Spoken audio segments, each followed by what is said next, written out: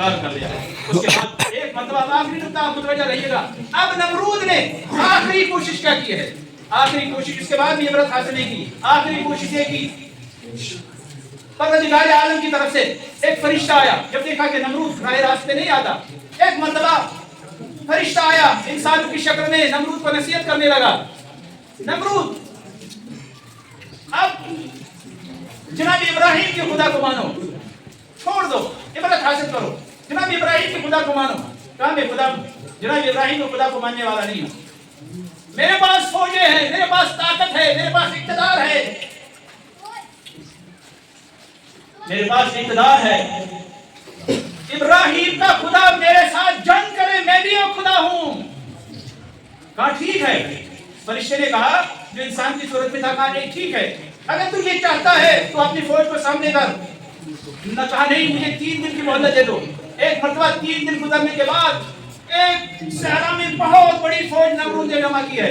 بہت بڑی فوج, جو بہت بڑی فوج جمع ہوگی نمرود کی, کہا کہ میں ابراہیم کے خدا سے جنگ کروں گا, ابراہیم کے خدا سے جنگ کروں گا. بہت بڑی فوج جمع ہوگی. جب بہت بڑی فوج جمع ہوگی, جناب ابراہیم آتے ہیں. آنے کے بعد سارے اس پر قہقہا لگاتے ہیں, سب ہنسنا شروع کر دیتے ہیں. اب جناب ابراہیم کرے تو کرے کیا, کیونکہ نمرود کے پاس اتنی بڑی فوج ہے اور جناب ابراہیم کے خدا کے پاس کوئی فوج نہیں ہے. ایک مرتبہ آسمان پر مچھروں کا ایک بہت بڑا گروہ آتا ہوا دکھائی دیا. پوری فضا میں مچھر ہی مچھر دکھائی دے رہے, مچھر ہی مچھر دکھائی دے رہے. ادھر بھی مچھر ہے, ادھر بھی مچھر ہے, جدھر بھی نظر اٹھا کے دیکھ لے مچھر ہی مچھر ہے. اور نیچے نمرود کی فوج ہے.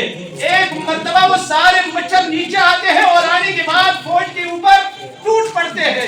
ہزاروں کی تعداد میں ایک فوجی کے اوپر, لاکھوں کی تعداد میں ایک فوجی کے اوپر مچھر آتے ہیں اور نوچنا شروع کرتے ہیں. ایسے لگ رہا تھا کہ وہ کئی سالوں سے بھوکے تھے اور نوچنا شروع کیا.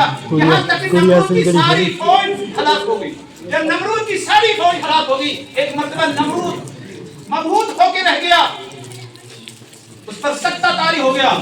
خوف کی عالم میں ایک تک وہ تاریخ کمرے میں چلا گیا اپنی حفاظت کے لیے. کئی دن گزرے, کمرے سے باہر نہیں آیا. اب وہ سوچ رہا ہے مچھروں نے میری ساری فوج کو ختم کر دیا ہے, لیکن اس کے بعد بھی عبرت حاصل نہیں کی.